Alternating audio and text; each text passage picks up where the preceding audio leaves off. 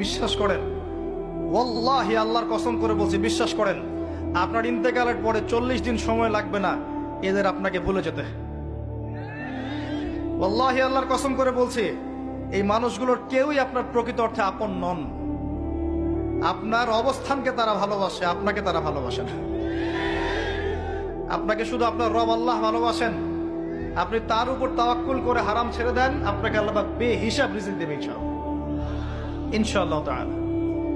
মানুষ মানুষের অবস্থানকে মূল্যায়ন করে, আপনার পরে তার আপনাকে মনে রাখবে না। আপনি আমি যদি আজকে পৃথিবীতে নাও থাকতাম, আজকে যদি আমরা পৃথিবীতে নাও থাকতাম, পৃথিবীর ঘূর্ণন কমে যেত না।